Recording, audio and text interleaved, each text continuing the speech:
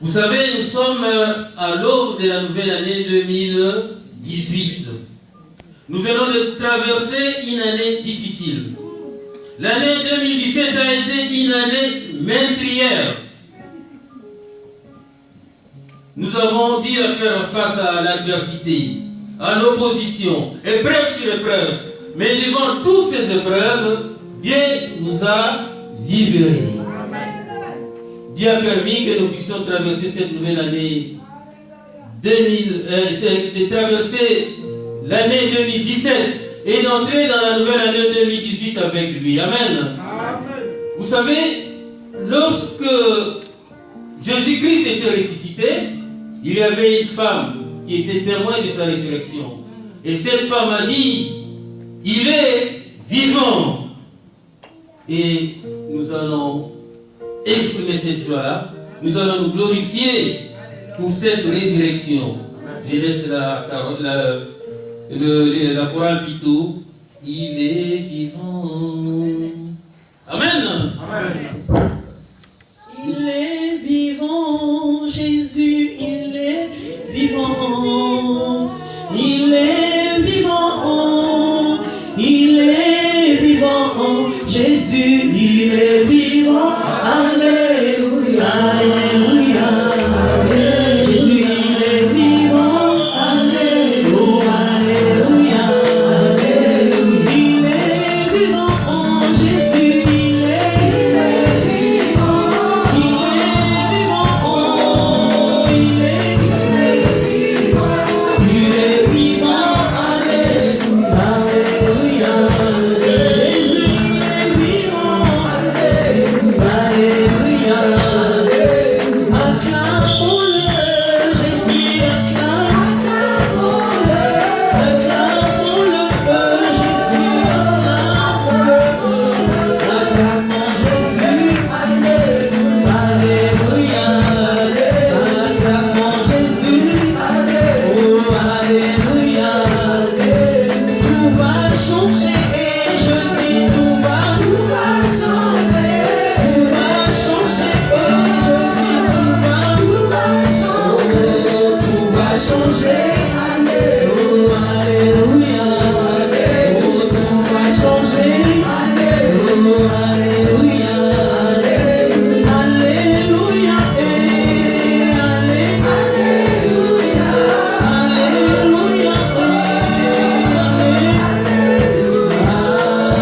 alléluia, alléluia, oh alléluia, oh alléluia, oh Maranatha, Jésus Maranatha, il revient bientôt, oh Jésus Maranatha, oh Maranatha, alléluia, oh Maranatha, oh alléluia, et acclamons-le, acclamons Jésus, acclamons Jésus, oh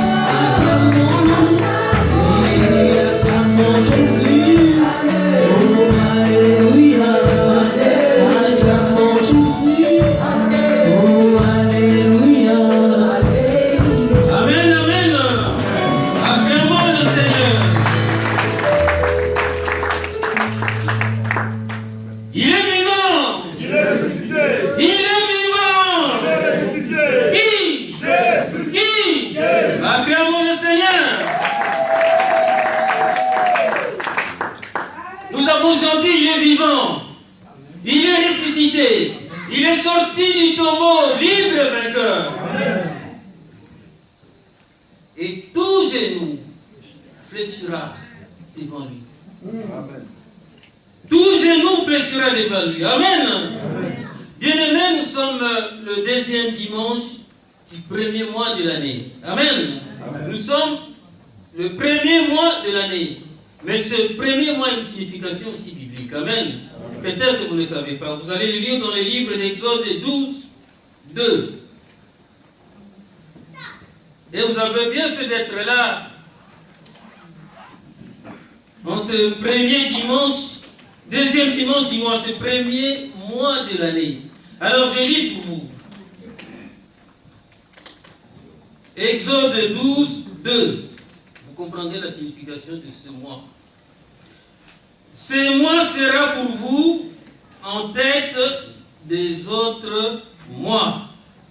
Il sera pour vous le premier mois de l'année. Amen. Amen. C'est le mois de janvier. C'est Dieu qui nous a donné ces mois. C'est pour cela que nous devrons commencer ce mois avec Dieu. Vous savez, nous avons traversé l'année 2017. Nous avons été victorieux parce que Dieu était avec nous. Dieu ne nous a pas abandonnés. Dieu a fait que nous puissions rentrer dans la nouvelle année 2018. Cependant, il s'adresse au peuple de l'Église de la nouvelle naissance. Il nous dit ceci. Il y a devant vous les ténèbres. Voici les ténèbres couvriront toute la terre entière. Mais, sur vous, la lumière et la gloire de Dieu apparaîtront. Ésaïe 62. Retenez ça. Retenez cela, bien-aimés, puisque cette année, Dieu nous dit que le diable a été vaincu l'année dernière, mais le diable n'est pas parti. Dieu n'a pas encore fait disparaître. Il n'est pas encore hors de nuire, comme on dit. Le diable, il est là. Il est devant nous. Cette année aussi. Mais Dieu nous dit, si nous nous attachons à lui, nous verrons la lumière et sa gloire. Les ténèbres symbolisent le diable. L'autre appellation du diable, c'est le prince des ténèbres. Lorsqu'on vous dit le ténèbre, c'est tout simplement, on dit du diable. Le diable est devant nous. Le diable couvre cette terre. Il va couvrir cette année 2018. Mais si nous nous attachons à Dieu, nous verrons la lumière et sa gloire. Amen. Amen. Et cette année 2018, nous devrons nous attacher à Dieu. Nous devons nous attacher à Dieu si nous voulons voir sa gloire, si nous voulons voir sa lumière apparaître à nous. Lorsque nous nous attachons à Dieu, nous serons toujours victorieux. Il est le général de notre armée. Nous ne sommes que des combattants. Et lorsqu'on a un général qui est invincible, nous serons toujours victorieux. Amen. Quelles que soient les épreuves. Il a dit, il a été avec nous au cours de l'année 2017 et il ne nous abandonnera jamais et il sera toujours avec nous. Lui, il a fait sa part. C'est à nous aussi de faire notre part. Nous devons nous attacher à ce Dieu-là. Et ce que j'aimerais vous dire cette année, bien-aimés, Dieu nous demande un attachement ferme. Si nous voulons voir sa lumière resplendir dans nos vies, si nous voulons voir sa gloire dans nos vies, nous devons nous attacher à Dieu d'une manière ferme. Nous sommes, je disais, au début de cette année, et tout le message de ce matin, ce fera allusion aussi à cette nouvelle année. Donc nous verrons quelques thématiques, plusieurs thématiques par-ci, par-là. Mais nous resterons toujours dans l'idéal, dans cette perspective, dans cette idée-là de l'année 2018, de la nouvelle année. Alors nous allons commencer par la première thématique. Nous allons lire dans le livre, nous sommes dans l'Ancien Testament. Nous allons lire dans le livre de Deutéronome. Livre de Deutéronome, les codes deutéronomiques.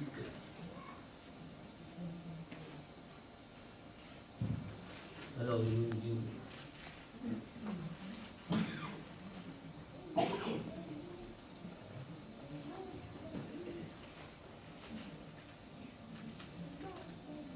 Alors nous allons lire dans le livre de Deutéronome. Je laisserai plutôt la place à mon frère Gilles, puisque lui il a la meilleure version. Mais je vais lire quand même. Donc, dans le livre de Deutéronome 30. Deutéronome 30.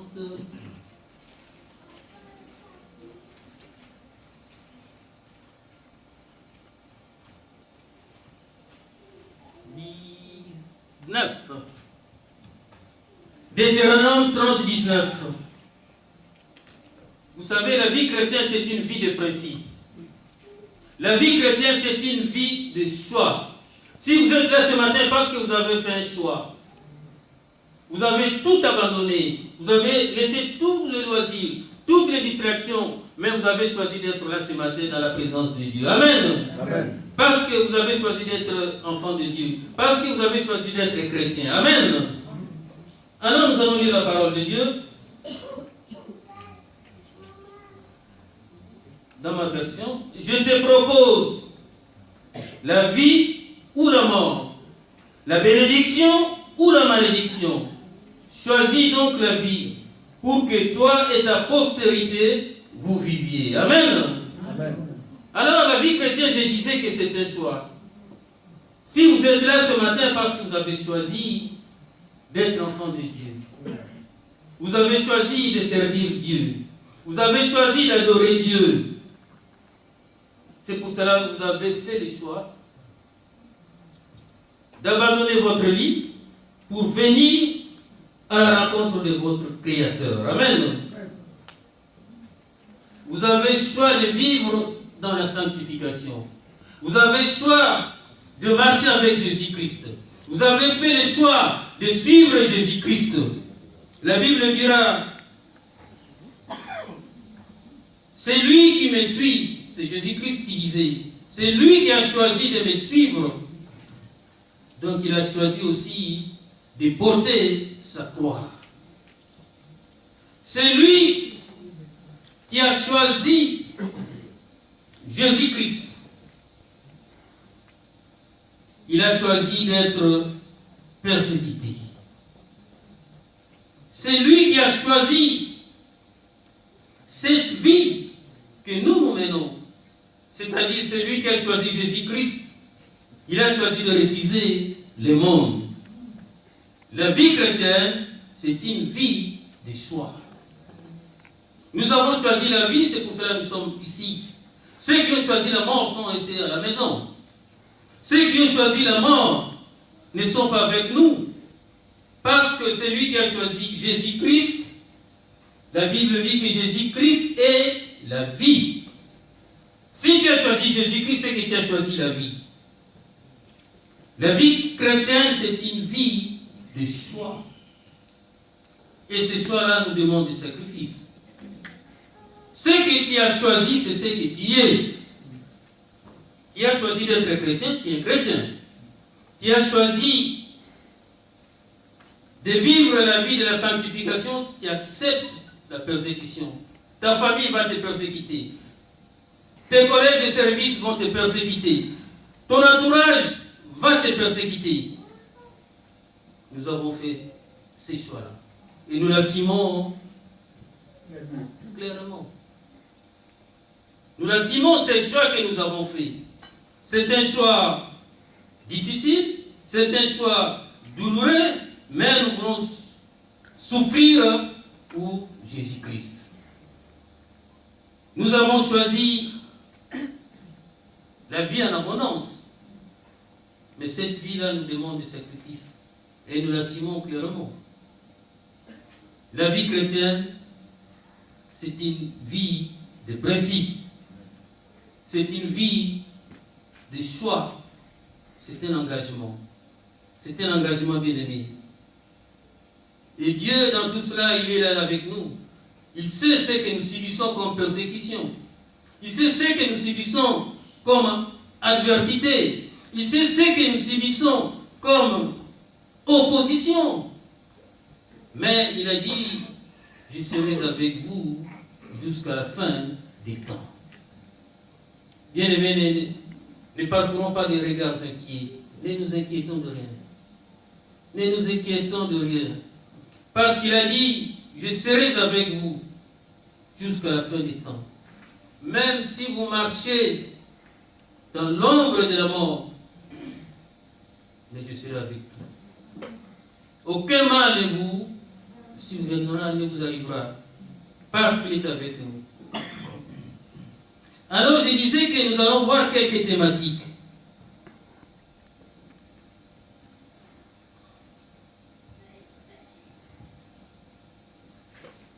Alors nous allons lire le livre de Actes des Apôtres. C'est un récit que vous connaissez bien, que j'ai intitulé tout simplement « On ne se moque pas de Dieu ». On ne se moque pas de Dieu.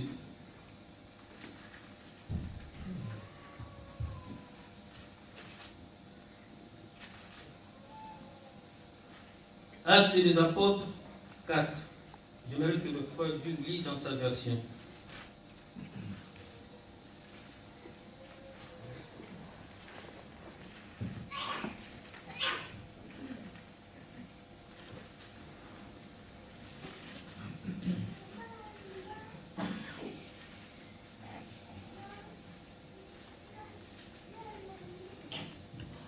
C'est l'histoire de Saphira et Ananias que vous connaissez.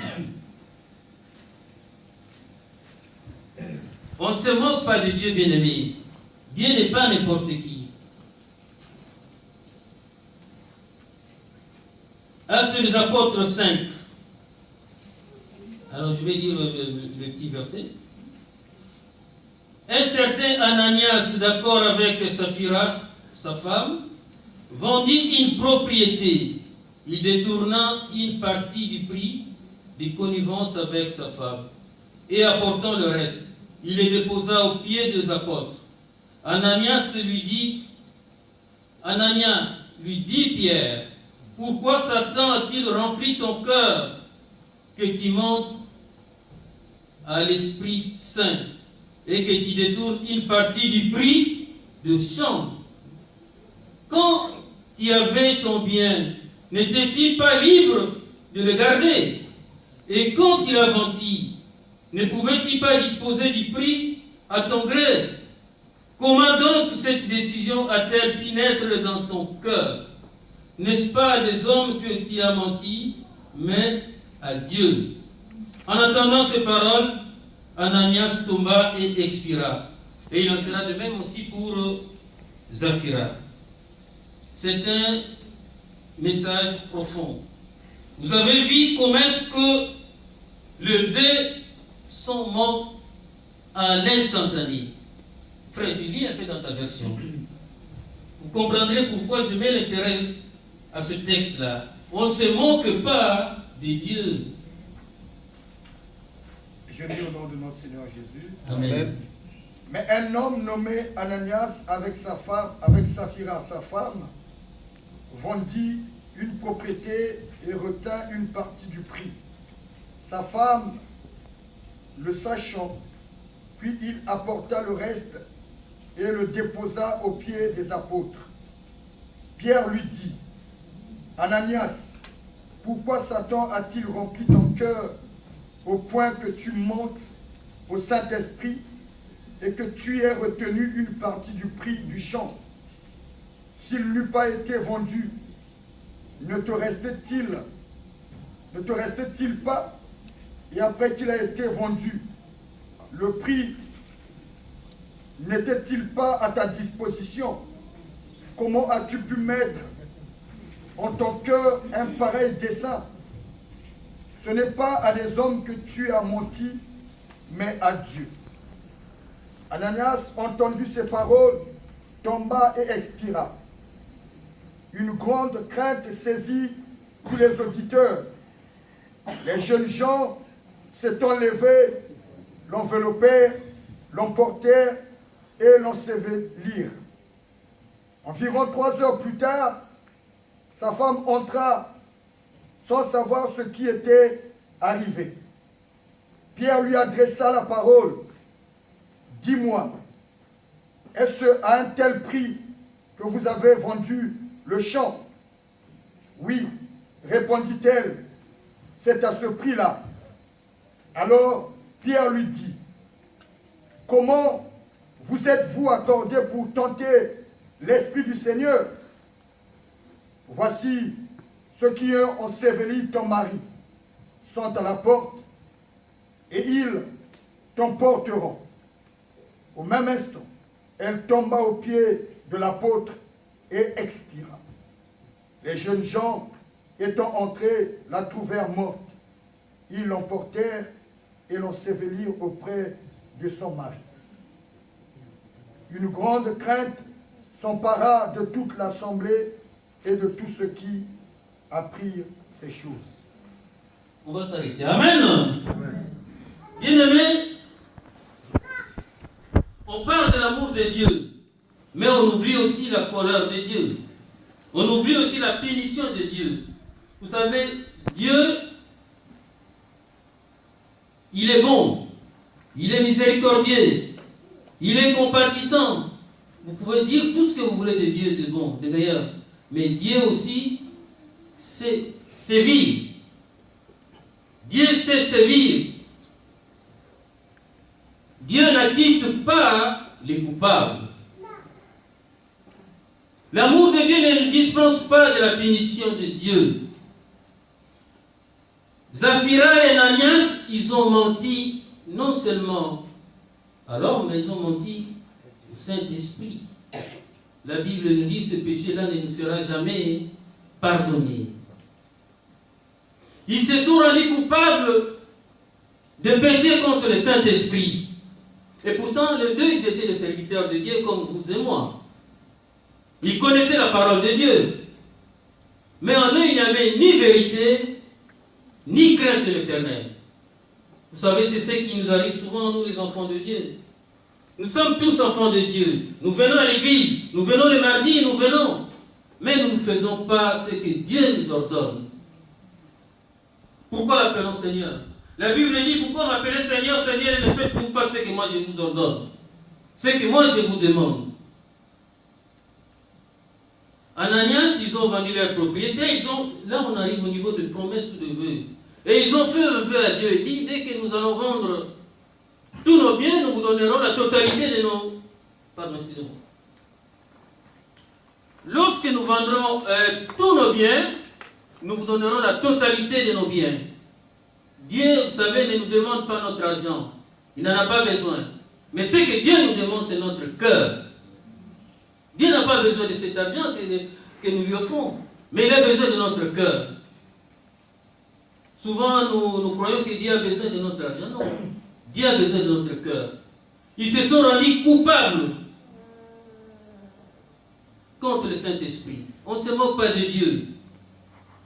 Comme au temps de Noé, lorsque Noé construisait le bateau, les gens disaient, mais attendez, regarde-moi, comme on dit, il s'est foutu de Noé, mais il est tenté de construire un bateau, alors qu'il n'y a même aucun cours d'eau, aucune rivière.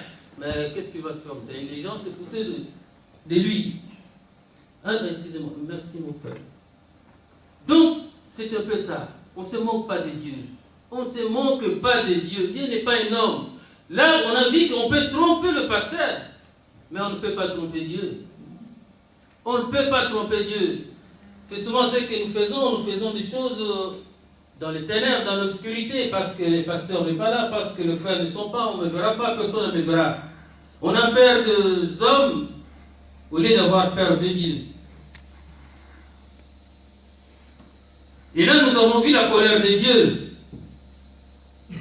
Dieu n'acquitte pas les coupables. Vous savez, nous devons avoir la crainte de l'Éternel. Nous devons avoir cette crainte-là. On ne se moque pas de Dieu. J'ai pris ce texte pour vous dire à quel point on ne se moque pas de Dieu. Nous ne prenons pas l'ampleur, le degré, la puissance de la personnalité divine de Dieu. Amen. On ne se moque pas de Dieu. Vous savez, c'est lui qui sème l'iniquité récolte la mort. C'est lui qui sème le péché récolte l'iniquité. Et l'iniquité nous amène tout droit à la mort. Si nous ne nous repentons pas. Le diable peut nous posséder, peut posséder notre cœur. Parce que si nous lui donnons accès, souvent nous donnons accès au diable. Et le diable ne va pas s'en priver. C'est ce qu'il attend de nous. Et lorsque le diable possède notre cœur, il commence à nous commander. Il devient notre maître. Quand le diable va te dire fais ceci, tu vas le faire. Parce que tu es sous l'emprise de son pouvoir. Tu es possédé par le diable. Et justement, nous devons, bien aimés, nous soumettre à Dieu. On ne se moque pas de Dieu. Il y a un témoignage que j'avais il y a quelques années. Il y avait un frère qui était trésorier de l'église. Écoutez-moi bien. Ce frère-là, c'est lui qui récoltait les offrandes et les dîmes. Et à chaque dimanche, il dégrainait 20 € pour lui. Ni vu, ni connu. Ça allait des années. Et un jour, ce frère-là a fait un accident. Il était cariste de profession. Il a une palette qui lui est tombée après près d'une hauteur de 50 mètres. Et il a eu traumatisme crânien, les épaules fracturées. Il a fait plus de 6 mois à l'hôpital. Et quand il est sorti de l'hôpital, Dieu lui a fait grâce, il n'était pas mort. Il est allé voir le pasteur, il a dit, je me réponds, voilà ce que je faisais du mal à chaque fois qu'il avait dans la corbeille, moi je le tirais, quelque chose de ça. Bien aimé, ce qu'il faisait, le pasteur, ne se voyait pas, mais Dieu voyait. Dieu le voyait. On ne se moque pas de Dieu. On ne se moque pas de Dieu. Ce que tu fais, tu trompes ton mari ne te voit pas, mais Dieu te voit. Dieu te voit. Dieu te voit. Et tu payeras un jour. J'ai beaucoup de témoignages comme ça dans ma vie.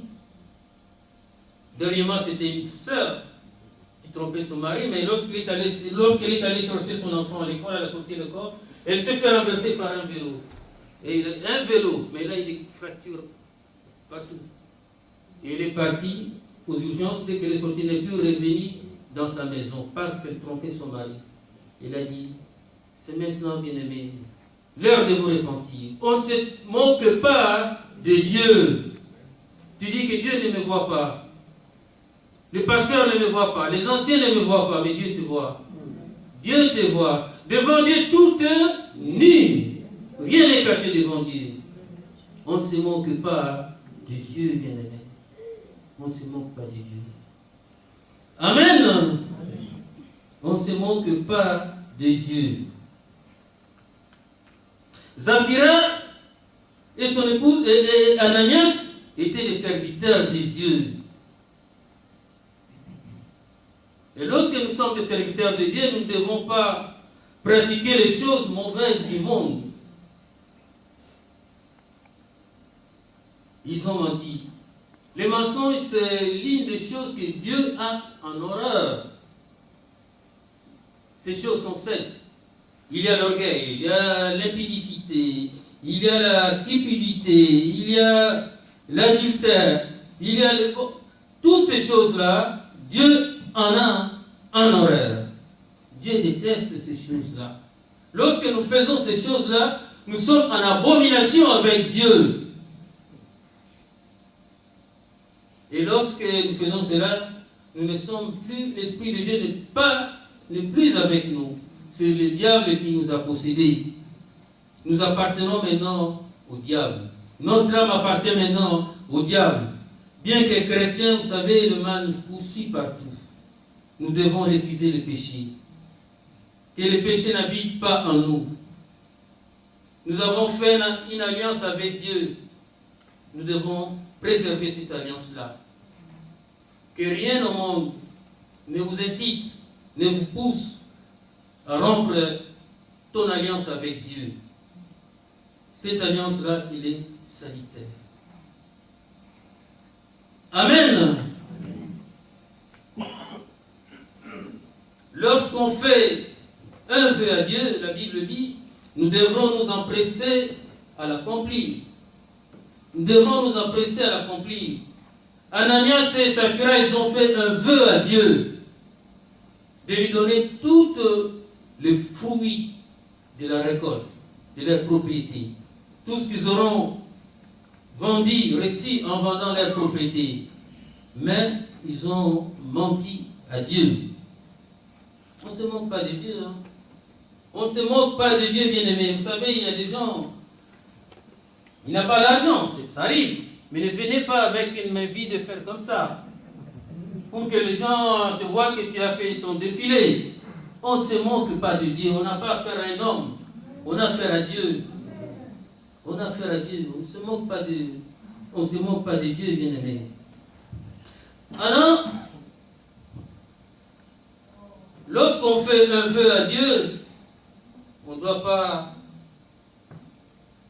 le transgresser ou le violer, au risque de tomber sous la punition de Dieu, au risque de tomber sous le châtiment de Dieu, de voir la colère de Dieu s'enflammer sur toi. On ne se moque pas de Dieu. Amen. À bon entendeur. Salut. On ne se moque pas de Dieu, bien-aimé. Dieu n'est pas un homme.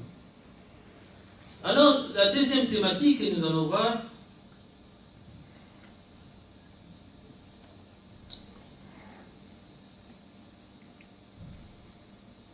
frère Jules, nous allons lire dans les livres de 2 Rois 5. 2 Rois 5, 1 à 27. C'est un récit biblique de consolant le général Naaman.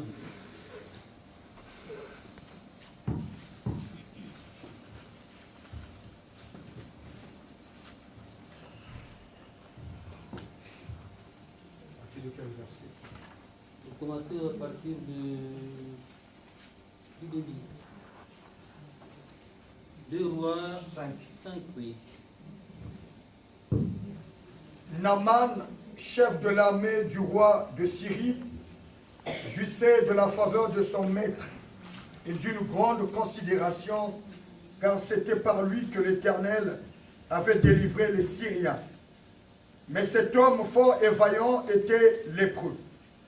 Or, les Syriens étaient sortis par troupes et ils avaient emmené captive une petite fille du pays d'Israël qui était au service de la femme de Naaman. Et elle dit à sa maîtresse, « Oh, si mon Seigneur était auprès du prophète qui est à Samarie, le prophète le guérirait de sa lèpre. » Naaman alla dire à son maître, « La jeune fille du pays d'Israël a parlé de telle et de telle manière. » Et le roi de Syrie dit, « Va, rends-toi à Samarie, et j'enverrai une lettre au roi d'Israël. » Il partit, prenant avec lui 10 talents d'argent, 6000 sicles d'or et 10 vêtements de rechange.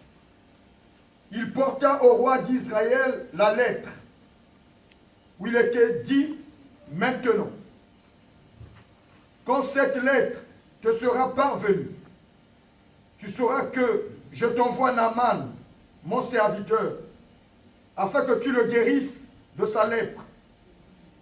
Après avoir lu la lettre, le roi d'Israël déchira ses vêtements et dit, suis-je un Dieu pour faire mourir et pour faire vivre? Qu'il s'adresse à moi afin que je guérisse un homme de sa lèpre. Sachez donc et comprenez qu'il cherche une occasion de dispute avec moi. Lorsqu'Élisée, homme de Dieu, apprit que le roi d'Israël avait déchiré ses vêtements, il envoya dire au roi, « Pourquoi tu déchirais tes vêtements? Laisse-le venir à moi. Et il saura qu'il y a un prophète en Israël. » Naaman vint avec ses chevaux et avec son char. Il s'arrêta à la porte de la maison d'Élisée.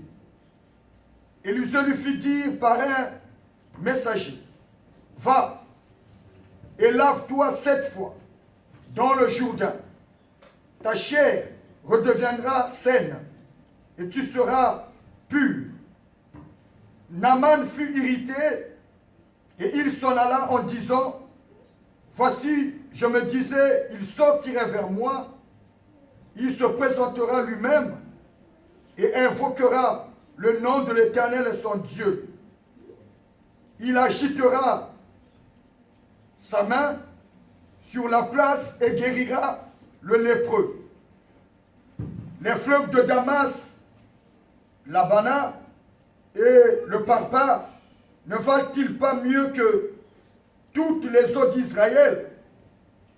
Ne pourrais-je pas m'y laver et devenir pur?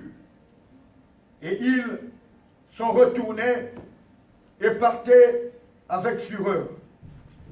Mais ses serviteurs s'approchèrent pour lui parler, et ils dirent: Mon père, si le prophète t'eût demandé quelque chose de difficile, ne l'aurais-tu pas fait? Combien plus dois-tu faire ce qu'il t'a dit? Lave-toi et tu seras pur. Il descendit alors et se plongea 7 fois dans le Jourdain, selon la parole de l'homme de Dieu, et sa chair redevint comme la chair d'un jeune enfant, et il fut pur. Naaman retourna vers l'homme de Dieu avec toute sa suite. Lorsqu'il fut arrivé, il se présenta devant lui et dit: Voici, je reconnais qu'il n'y a point de Dieu sur toute la terre, si ce n'est en Israël. Et maintenant accepte, je te prie, un présent de la part de ton serviteur. Élisée répondit: L'Éternel dont je suis le serviteur est vivant. Je n'accepterai pas. Naaman le pressa d'accepter, mais il refusa. Alors Naaman dit: Puisque tu refuses, permets que l'on donne de la terre à ton serviteur une charge de 2 mulets, car ton serviteur ne veut plus offrir à d'autres dieux ni holocauste ni sacrifice. Amen. On va s'arrêter là. On va voir ce qui nous intéresse dans ce texte-là. La relation de Dieu avec son peuple. Vous savez, notre relation avec Dieu est personnelle. Dieu a traité une relation d'intimité. Dieu veut notre intimité avec lui. Je vais m'expliquer. Ce que Dieu fait avec vous, ce n'est pas ce qu'il fait avec l'autre. Nous avons des relations personnelles avec Dieu. Nous faisons une expérience personnelle avec Dieu. Ce que Dieu fait avec toi, ne le fait pas avec ta femme, ton mari, tes enfants ou une autre personne. Alors, j'en viens. Dieu s'est adressé à cette fille-là. Déjà, nous avons lu, il y avait cette fille-là qui était esclave. Les Syriens, ils ont conquis, lorsqu'ils ont attaqué Israël, ils ont ramené cette fille-là chez eux. Et elle était une servante du général. Donc elle était au service du maître. Alors Dieu a utilisé cette fille-là. Et cela nous amène à noter ce proverbe. Le fer s'aiguise par le fer. C'est Proverbe 27, 17. Le fer s'aiguise par le fer. Vous savez, Dieu s'il veut te bénir, Dieu s'il veut te sauver, il ne va pas utiliser d'autres choses qu'une personne. Dieu se sert de l'homme pour bénir l'homme. Dieu se sert de l'homme pour sauver l'homme. Le fer s'aiguise par le fer. L'homme s'instruit au travers de l'homme. Ce qui nous guérit, ce qui nous guérit dans les hôpitaux, ce sont des hommes. Dieu se sert de médecins pour nous sauver. Le fer s'aiguise par le fer. Alors Dieu a mis cette personne-là à côté du général. Alors il a dit, va dire au général d'aller voir mon serviteur, le prophète Élisée, et le prophète Élisée finalement lui dira, va te jeter dans les Jourdains. Alors c'est là où ça nous intéresse. Alors Dieu a dit au général de se jeter dans les Jourdains. Et lorsque le général s'est jeté dans le Jourdain, il a vu sa peau devenir propre. Sa maladie, son lèpre disparaître. Mais cependant, si d'autres lépreux se sont jetés dans le Jourdain, ils n'auront pas la guérison. Est-ce que vous me saisissez?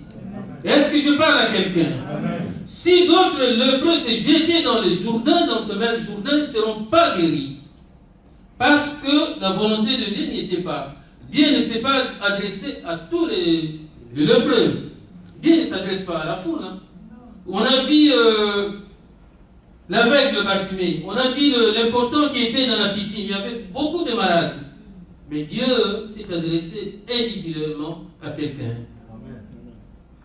Lorsque Dieu te parle, Dieu, cela ne concerne que toi. Retenez ça très bien. Si Dieu te dit ne mets pas le pantalon, cela ne te concerne que toi. Ça ne me concerne pas moi, ça ne concerne pas d'autres, et ça ne concerne pas l'Église non plus. Amen. C'est une relation personnelle. C'est une relation particulière. C'est un cas particulier. Lorsque Dieu te parle, ne me parle pas moi. Nous devons retenir cela. Nous faisons une expérience personnelle avec Dieu. J'avais dit, on parlait du choix. J'ai parlé du choix. Je ne sais pas quel choix tu as fait. Mais moi et mes enfants, nous avons fait le choix d'être là ce matin. Amen. Moi et ma maison, nous avons choisi de servir l'Éternel. Amen. C'est un choix. Lorsque Dieu t'a choisi, il n'a pas choisi d'autres personnes. Lorsque Dieu a choisi les enfants d'Israël, il n'a pas choisi les enfants de Palestine pour faire son peuple. Cela m'amène à vous dire ceci. Dans l'histoire de Pierre, lorsque Pierre a marché sur l'eau, sur les eaux, alors Jésus-Christ marchait sur les eaux. Vous connaissez l'histoire, vous connaissez le récit. Alors Pierre, qui était un homme très courageux, il voulait faire imiter Jésus-Christ. Mais Jésus-Christ a dit, mais c'est bien. C'est tout ce que je vous demande. Soyez mes imitateurs. Alors avance Pierre. Et Pierre, il a avancé. Malheureusement que Pierre, quand il a vu le flot, il a eu peur. Alors cette histoire, cela veut dire quoi? Pierre avait la volonté de Dieu. Pierre a agi avec la volonté de Dieu. Mais si toi maintenant tu veux faire comme Pierre, tu vas couler pique. Parce que la volonté de Dieu n'est pas avec toi. Est-ce que vous comprenez? Amen. Ceux qui ont voulu, les hommes de Dieu qui ont voulu faire cette expérience à travers le monde, vous avez eu des échos. Ils sont tous morts. Ils se sont noyés. Ce que Jésus-Christ a dit à Pierre, cela ne concernait que Pierre. Si toi tu veux faire comme Pierre, marcher sur la Seine, tu vas te noyer pique. La relation de Dieu avec son peuple, avec son serviteur, c'est une relation d'intimité, c'est une relation personnelle. Si Dieu est avec toi, peut-être qu'il n'est pas avec moi. À ce moment-là où Pierre voulait marcher sur les eaux, Dieu était avec lui. Il a fait la volonté de Dieu. La volonté de Dieu était avec lui. Ne faisons pas n'importe quoi. C'est le premier dimanche de l'année. Dieu est en train de vous parler. Dieu est en train de vous instruire. Prêtez l'oreille. Relation personnelle entre Dieu et son peuple. Parce que la volonté n'y est pas dans ta démarche, la volonté de Dieu n'y est pas dans ta démarche, Dieu n'est pas avec toi. Si tu veux reproduire ce que Pierre a fait, tu vas couler pique. Lorsque Dieu s'adresse à toi et te donne un message, ce message ne concerne que toi. ne concerne pas d'autres personnes, ne concerne pas l'Église non plus. Mais cela ne concerne que toi et toi tout seul. Amen. Amen. La relation de Dieu, c'est une expérience personnelle. Nous entretenons une relation personnelle avec notre Dieu. Nous tous ici, nous sommes des enfants de Dieu. Nous tous ici, nous sommes des serviteurs de Dieu. Mais nous n'avons pas la même expérience avec Dieu. Il y a des gens dans leur vie, Dieu s'est manifesté puissamment. Il y a des gens dans leur vie, Dieu, ils ont vu la main de Dieu. Mais d'autres n'ont pas encore vu la main de Dieu. Dieu, il est le maître des temps et des circonstances. Dieu fait comme il veut. Dieu fait grâce à qui il veut. Et quand il veut. Ce que Dieu a fait à Abraham, ce n'est pas ce que Dieu a fait avec Moïse. Ce n'est pas ce que Dieu a fait avec Noé. Ce n'est pas ce que Dieu a fait avec David ou avec Job et avec tant d'autres. Chacun de ses serviteurs a eu une expérience personnelle avec son Dieu. Amen. Amen. Nous vivons une expérience personnelle avec notre Dieu. Alors nous allons passer à une autre thématique. Nous allons lire dans le livre de... Nous sommes dans le livre des Proverbes. Proverbe 27, 1. Comme j'y suis, je vais lire dans ma version. Ne te félicite pas du lendemain, car tu ignores ce que demain lui en fâtera. Ne te félicite pas du lendemain. Frère, tu peux lire dans ta version? Oui. Proverbe 27, pour que les gens comprennent bien. Ne te vante pas du lendemain, car tu ne sais pas ce qu'un jour peut enfanter. Amen. Amen. Alors nous sommes, je disais, à l'aube de l'année 2018. Lorsqu'on commence l'année, on fait des vœux, on prend des résolutions, on fait des projets. Tout le monde en a fait. On prend toutes sortes de résolutions. Mais laisse-moi vous dire que tous ces vœux, toutes ces résolutions ne peuvent s'accomplir sans la volonté de Dieu. Amen. Il faut que nous associons Dieu dans nos projets. Il faut que nous associons Dieu dans nos vœux. Souvent on dit, oui, cette année je vais faire ceci. Cette année je vais construire ma maison. Cette année je vais acheter telle chose, telle chose. Cette année je vais voyager. Il n'est pas interdit d'avoir des projets. Hein. Moi aussi j'en ai, moi aussi j'en fais. Mais nous devrons associer nos projets avec Dieu. Les projets ne peuvent se réaliser sans la volonté de Dieu. Et la Bible dit dans les livres de Jacques 4, 15. Qu'est-ce qu'il dit? On va lire ça, mais je connais le verset. Il dit que ne faites rien sans dire si Dieu le veut.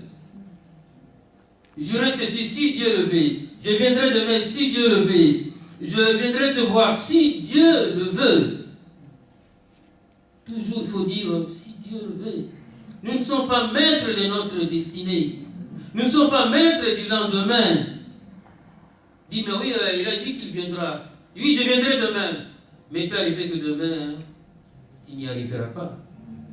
Je viendrai demain si Dieu le veut. Jacques 4, 15. Mieux vaut qu'on le lise, c'est mieux. Celui qui a trouvé le livre.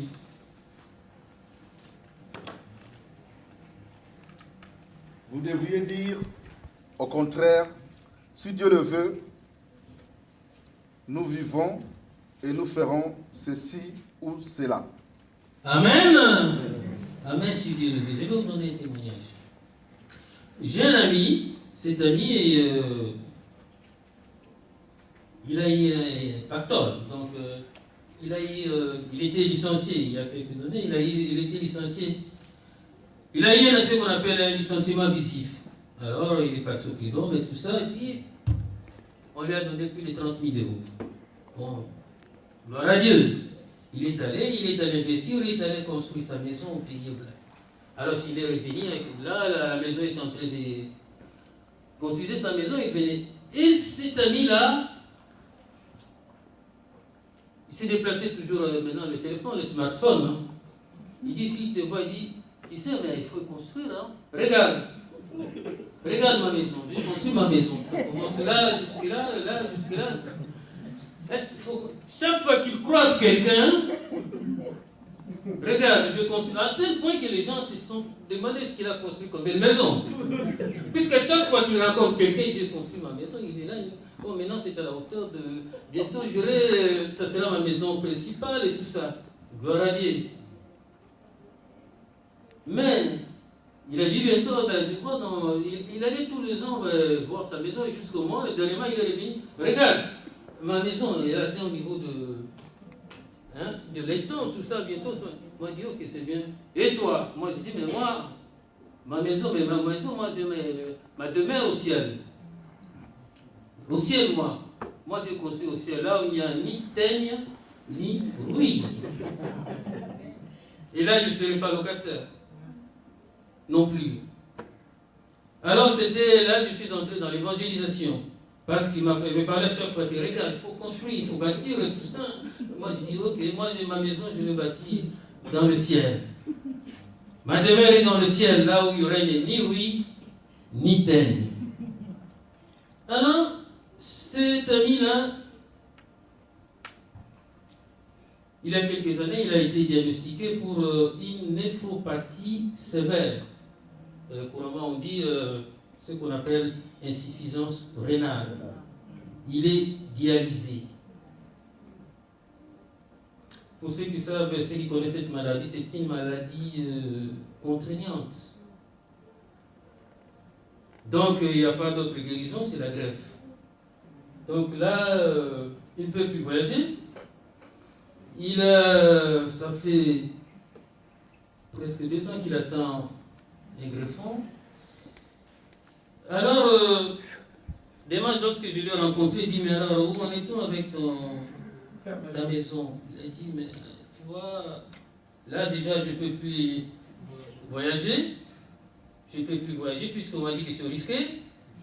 Et il est tout le temps là avec son téléphone, attendre un donneur. Et puis, quand on lui demande, il dit que je m'en remets à Dieu. Mais avant, il ne s'en remettait pas à Dieu. Il ne s'en remettait pas à Dieu. Il voyait qu'il allait habiter cette maison. Maintenant, il n'en parle même plus. La Bible dit que la maison que lui ne bâtit pas, ceux qui la bâtissent Nous devons toujours demander la volonté de Dieu, associer tous nos projets avec Dieu. Il a construit une maison, mais Dieu seul sait s'il va habiter dans cette maison.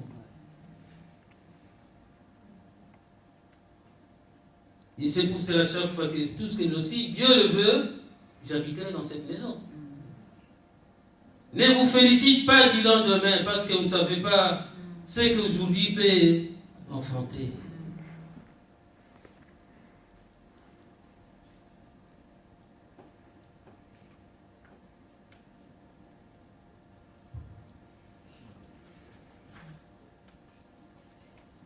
Alors pour cet ami-là, maintenant, tout l'espoir s'est écoulé.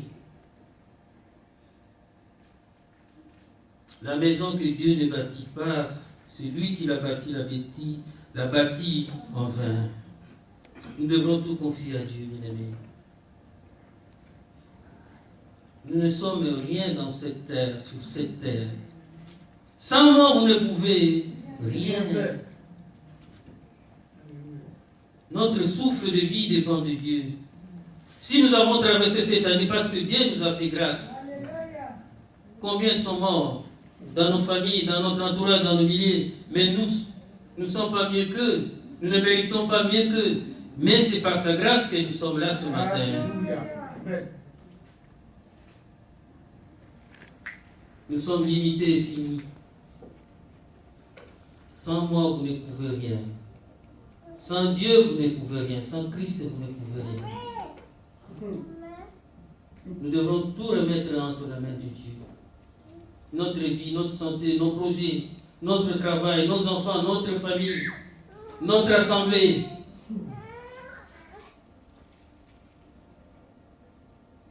Amen. Amen. Nous poursuivons nos thématiques.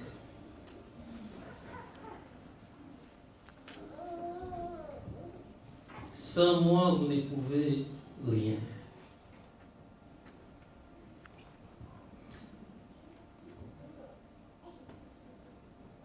Dernièrement, je crois, le premier dimanche, lorsque le pasteur nous a parlé, il a dit que nous devrons résister au diable. Alors, j'aimerais revenir sur la tentation.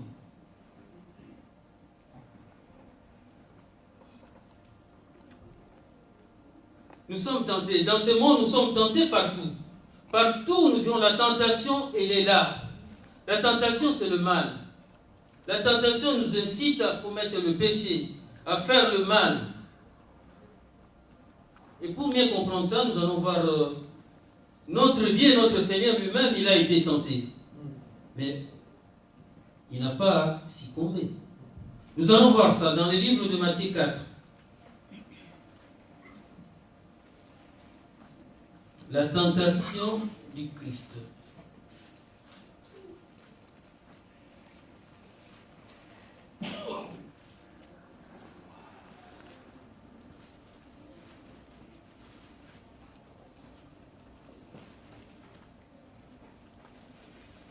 C'est lui qui a trouvé le livre.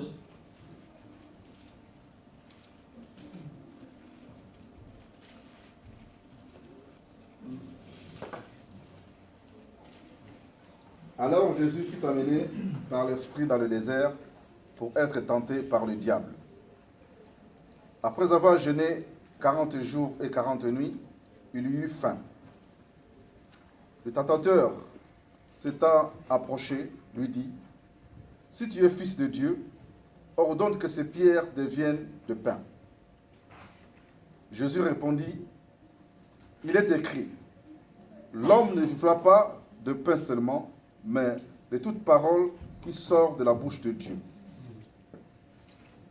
Le diable le transporta dans la ville sainte, le plaça sur le haut du temple et lui dit, « Si tu es fils de Dieu, jette-toi en bas, car il est écrit, il lui donnera des ordres à ses anges à ton sujet, et ils te porteront sur les mains, de peur que ton pied ne heurte contre une pierre. » Jésus lui dit, « Il est aussi écrit, tu ne tenteras point le Seigneur, ton Dieu. » Le diable le transporta encore sur une montagne très élevée, lui montra tous les royaumes du monde et leur gloire, et lui dit, « Je te donnerai toutes ces choses si tu te prosternes et m'adores. » Jésus lui dit, « Retire-toi, Satan, car il est écrit, tu adoreras le Seigneur, ton Dieu, et tu le serviras lui seul. » Alors le diable le laissa. Et voici, des anges vinrent auprès de Jésus et le servaient. Amen. Amen. Alors pour parler de la tentation, nous devrons voir d'abord comment est-ce que notre Dieu a été tenté. Vous savez, la tentation, elle est partout. Vous qui êtes de femmes mariées, quand vous allez dans les métros, tout ça, les gens vous drivent. Vous êtes tentés partout. La tentation, elle est partout. Nous aussi, nous sommes tentés. Donc, les hommes pareils. Mais nous devrons résister. La tentation, elle est partout. Le maître de ce monde, on l'appelle le tentateur, il est là. Nous avons vu qu'il n'a pas disparu. Il n'est pas hors d'état de nuire. Il est toujours là. La Bible dit qu'il est descendu avec une colère, cherchant qui dévorer. Le diable, il est descendu sur la terre avec objectif. Son objectif, c'est quoi? Sa mission de détruire, de tuer, de voler. De voler notre vie, de voler notre richesse, de voler nos enfants, de voler nos biens, de nous tuer, de nous humilier. C'est ça l'objectif du diable. Alors il est descendu. Vous savez, le voleur, on va commencer par là. Lorsqu'un voleur, c'est lui un voleur qui veut voler un véhicule, la première chose qu'il fait, c'est qu'on appelle le repérage. Alors il va regarder dans ce véhicule comment est-ce que ce véhicule est protégé. Est-ce qu'il a d'antivol? Est-ce qu'il a d'anti-démarrage? Est-ce qu'il y a l'alarme et tout ça? Alors dès qu'il voit ça, il est en quelque sorte dissuadé. Donc ça lui dissuade.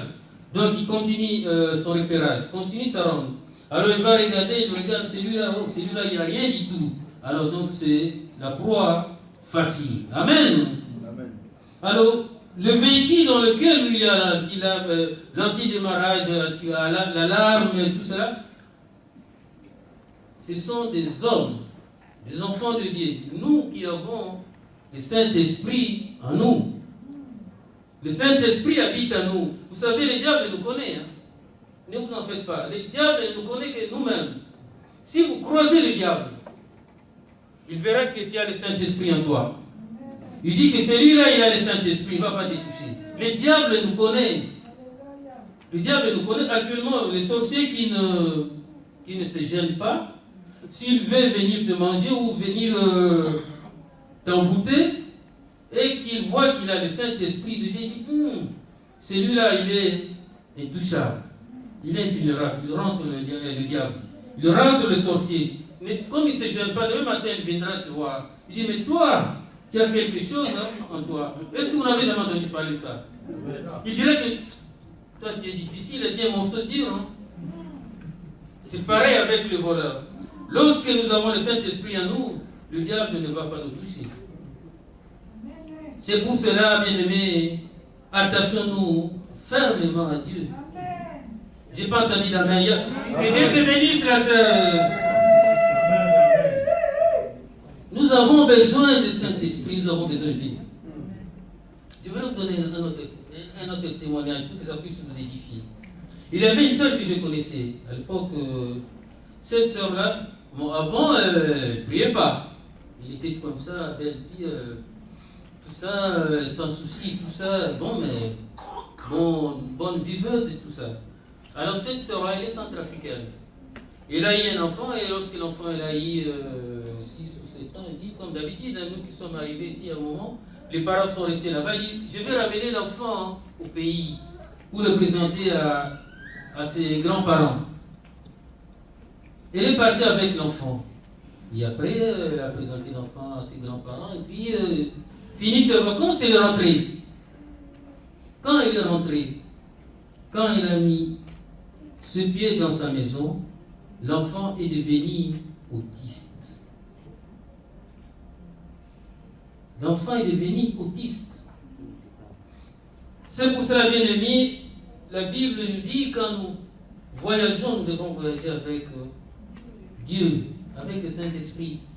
Il faut qu'il soit notre départ et notre arrivée. Surtout nous qui sommes des Africains. Beaucoup sont partis au Congo, ils sont restés là-bas. Beaucoup sont partis, sont rentrés en cercueil. Si vous n'avez pas l'Esprit de Dieu en vous, si l'Esprit de Dieu n'est pas avec vous, vous devenez une proie facile pour le diable. Amen. Nous qui sommes les enfants de Dieu, nous qui avons l'Esprit de Dieu en nous, laissez-moi vous dire que nous sommes invulnérables.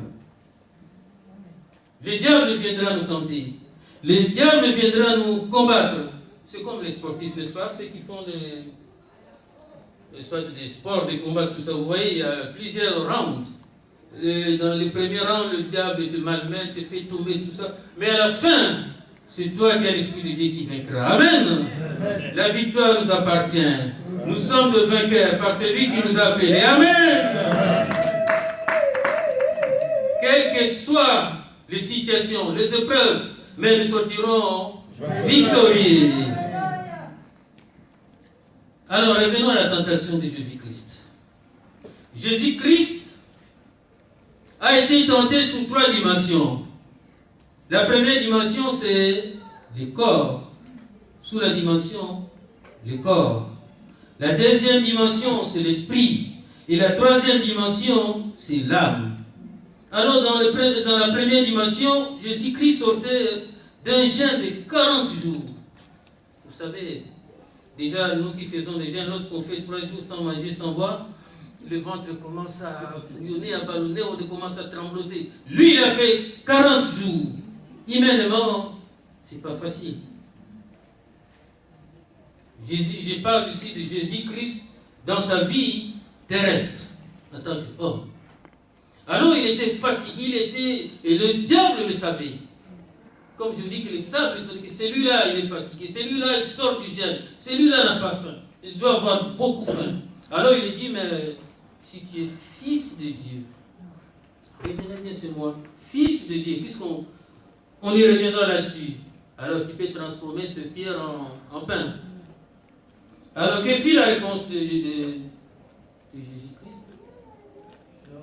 L'homme ne vit pas seulement du pain, mais de toute parole qui sort de la bouche de Dieu. Amen. Alors le diable, comme il est mbamba, il est persévérant, il n'a pas lâché prise. Il est revenu encore une seconde fois sous la dimension esprit. Si tu es fils de Dieu, jette-toi en bas, car jette-toi en bas. Alors, c'est-à-dire en tant qu'esprit, il peut se jeter tout ça, mais il n'aura pas de conséquences. Tu vois, donc il ne sera pas cassé, il n'aura pas d'accident, il n'aura rien du tout. Mais Jésus-Christ lui répondit, car il est écrit, il donnera pour toi des ordres à ses anges, et sur leurs mains, ils se porteront, de peur que tu ne te heurtes du pied quelques pierres. Jésus-Christ lui répondit, il est écrit, tu ne tenteras pas le Seigneur, ton Dieu. Tu ne tenteras pas le Seigneur, ton Dieu.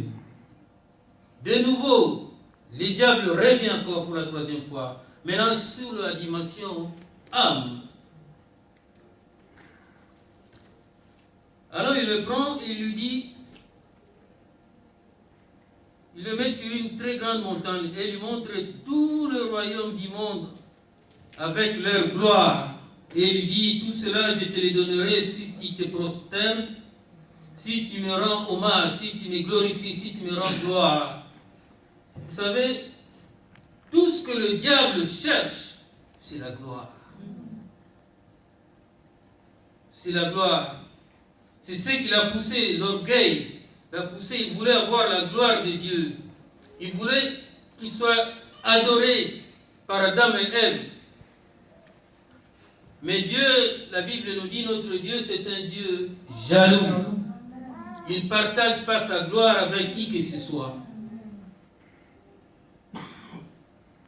Et à cette 3e tentative, ce sont des tentatives, ce ne sont pas des tentations, puisqu'il n'a pas succombé. Alors le Seigneur lui répondit,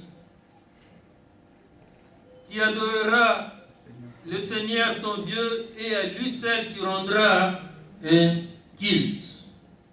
Et le diable, à ces mots, cette fois-ci, Jésus-Christ lui dit, cette fois-ci, ça suffit, dégage. Cette fois-ci, ça suffit. Tu as beaucoup, la récréation a trop duré, mais cette fois-ci, ça suffit. Tu dégages. Et le diable, il est parti. C'est ce qu'il nous dit dans la Bible.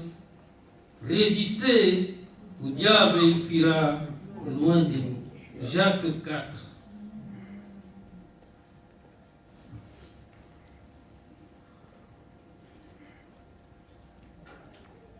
Alors, je profite de cela pour vous dire quelque chose d'actualité. Vous aimez bien les réseaux sociaux, n'est-ce pas? Tout le monde, beaucoup, disons 90 ou 98%. Alors, qu'est-ce que nous voyons souvent ces derniers temps dans les réseaux sociaux? On nous envoie des messages, toutes sortes de messages, bons ou mauvais. Mais nous devrons faire la part des choses. Alors souvent on dit, mais il y a ceci, il y a cela, il y a cela, il y a cela, il y a cela. La plupart des messages là révèlent des faits divers. Alors à la fin, qu'est-ce qu'on dit? Beaucoup ont reçu ce genre de messages. Si tu es le Fils de Dieu, si tu es chrétien, si tu aimes Dieu, on ajoute quoi? Vous qui recevez ce genre de message, vous savez? Partagez ce message. Est-ce que je dois obéir ça, à faire ça pour prouver que je suis fils de Dieu? Je dois partager ça, obéir à ce qu'on me dit pour qu'on voit que je suis chrétien? Qu'est-ce que Jésus-Christ a répondu au diable? Le diable est venu et dit, si tu es le Fils de Dieu, c'est la même rhétorique, c'est le même langage que nous trouvons dans les réseaux sociaux. Si tu es chrétien, si tu es fils de Dieu, si tu aimes Dieu, partage ce message. Est-ce qu'on a besoin, je ne sais pas moi, regardons un peu derrière, de prouver que je suis fils de Dieu pour partager ce message? Pour qu'on sache que je suis chrétien, je dois obéir à cette personne ou à cet inconnu pour partager ce message. Bien-aimés, nous avons vu la tentation du Christ. La tentation est là. Ne cédez pas à la tentation.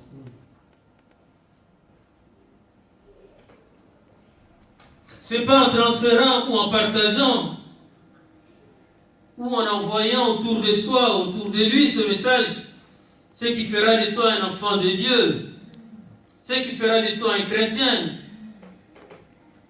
Tu ne viendras pas me dire, mais si tu aimes mon enfant, si tu aimes ton enfant, il faut lui acheter ça. Si tu aimes ta femme, il faut faire ça. Je n'ai pas besoin de toi pour le prouver. Ma femme le saura, mes enfants le sauront si je les aime ou pas. Faisons attention à ce que nous voyons. Le diable est rusé. Le diable est malin. Ne tombons pas dans ces pièges. Amen. Amen. Tu n'as pas besoin d'envoyer, de partager ce message pour que Dieu sache que tu es enfant de Dieu. La Bible nous dit quoi? L'Esprit Saint, le Saint-Esprit vous convaincra que vous êtes enfant de Dieu. Le Saint-Esprit vous convaincra, vous convainc que vous êtes enfant de Dieu. Vous n'avez pas besoin de quelqu'un qui vous dise si tu lui prouves que tu lui donnes ça, que tu l'aimes. Non. Que tu aimes Dieu, non. Ce n'est pas quand tu donnes ça que tu sauras que je t'aime, que moi je t'aime. Vous connaissez le baiser de Judas. Ce n'est pas quelqu'un qui te donne ça qui t'aime. Mais le Saint-Esprit te convaincra. Le Saint-Esprit vous convainc que vous êtes enfant de Dieu, que vous êtes chrétien, que vous êtes fils de Dieu. Vous n'avez pas à céder à ce genre de message si tu es le fils de Dieu. Mais le Saint-Esprit le saura. Le Saint-Esprit vous convaincra que moi je suis serviteur de Dieu. Le Saint-Esprit vous convaincra que je suis chrétien. Le Saint-Esprit vous convaincra que j'aime Dieu. Je n'ai pas besoin d'écouter ou de céder à ce genre de message. À bon entendeur. Salut. Alors, nous arrivons presque à la fin de notre message. La Bible dit toujours concernant la tentation, soumettez-vous à Dieu et le diable fuira loin de vous. Résistons au diable, bien-aimé. Nous sommes dans un monde où il y a des tentations, mais ne donnons pas accès au diable. Ne donnons pas accès au diable, bien-aimé. Dieu qui nous aime ne permettra pas que nous soyons tentés au-delà de nos forces. C'est pour cela qu'il ne nous a pas laissés comme ça, sans défense. Il nous a équipés. Il nous a donné les armes pour combattre le diable. Et ces armes-là, vous les connaissez et vous le savez. Si vous ne le savez pas, vous devrez les retrouver dans le livre d'Éphésiens. C'est la prière. Vous avez la foi. Vous avez le Saint-Esprit. Vous avez des armes. La parole de Dieu plutôt. Vous avez la parole de Dieu. Jésus-Christ, répondez toujours, il est écrit. Nous avons la parole de Dieu. C'est une arme pour nous, pour résister aux assauts du diable, aux attaques du diable, aux plans du diable. Nous avons la foi. Ayons foi en Dieu. Ayons foi en Dieu, bien-aimés. Ayons foi dans ses promesses qui sont vraies et certaines. Il a dit, je ne vous abandonnerai jamais. Dites tout simplement que Dieu est avec moi. Amen. Amen. Amen. Dieu est avec moi. Dieu n'est pas un homme pour mentir. Vous savez, en médecine, on dit que le risque zéro n'existe pas. Le risque zéro n'existe pas. Mais nous, dans le Seigneur, nous disons que le risque zéro existe. C'est dans Psaume 23. L'Éternel est mon berger, je ne manquerai. Même si je marche dans la vallée de l'ombre de la mort, je ne crains. Si il y a le mal en médecine, mais dans le Seigneur, on craint aucun mal. Amen. Amen. Je n'ai pas entendu d'amen de mon nom là-bas. Amen. Amen. Il n'y a aucun mal pour nous. Le risque zéro existe chez nous. Si dans la médecine on dit que le risque zéro n'existe pas, mais notre Dieu nous dit que ne craignez aucun mal, parce qu'il est avec nous. Amen. Dieu nous donne des armes. Nous savons que nous avons vu que je vous ai dit que le diable n'a pas été mis hors de nuire. Sa puissance destructrice, elle est toujours là. Elle est toujours là. Mais Dieu nous a donné des armes. Dieu nous a donné des armes pour combattre avec Satan. Ces armes, nous l'avons citées. La parole, la foi, et quoi encore? La prière. La prière, bien aimée. Il n'y a que par ces armes-là, nous sommes des combattants de l'Éternel, nous sommes des combattants de salut. Nous n'avons pas utilisé les armes du monde, mais nous devons utiliser les armes du Saint-Esprit. Les armes que Dieu nous a données. Ces armes-là, c'est plus que le missile. C'est plus fort que le missile, plus puissante que le missile. Plus que même la bombe atomique. Le diable, lorsqu'il entendra que nous avons sorti ces armes-là, il va battre en retraite. Il va battre en retraite. Parce que ce sont des armes de Dieu. Lui, il a vaincu le monde. Il a mis Satan en spectacle. Nous n'avons pas à avoir peur du diable parce que nous avons... C'est lui qui l'a vaincu en nous. Amen. Amen. Nous avons des armes de Dieu.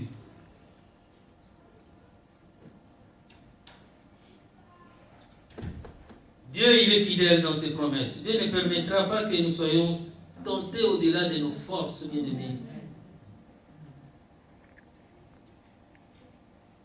Même avec la tentation, il nous donnera les moyens de nous en sortir et la force de la supporter. 2018, résistons au diable et il fuira loin de nous. Si nous utilisons les armes que Dieu nous donne, nous serons vainqueurs, nous serons victorieux. Nous serons victorieux, bien-aimés. Nous serons victorieux. Je vais m'arrêter là, bien-aimés. Nous allons tout simplement, j'aimerais tout simplement vous dire qu'en tant qu'enfant de Dieu, si l'année 2017 était une année difficile, mais l'année 2018, nous verrons la gloire de Dieu. Les ténèbres qui se dressent devant nous, qui sont devant nous, disparaîtront. Si nous nous attachons à Dieu, si nous marchons dans la crainte de l'Éternel, si nous faisons la volonté de Dieu, si nous respectons, si nous obéissons à ses commandements, à ses préceptes, à sa parole, nous connaîtrons une année 2018 glorieuse. Bien-aimés, lèvons-nous, saisissons cette parole. Nous devrons la sceller, nous devrons serrer cette parole. Nous allons la serrer maintenant, nous allons nous mettre debout et nous allons sceller cette parole.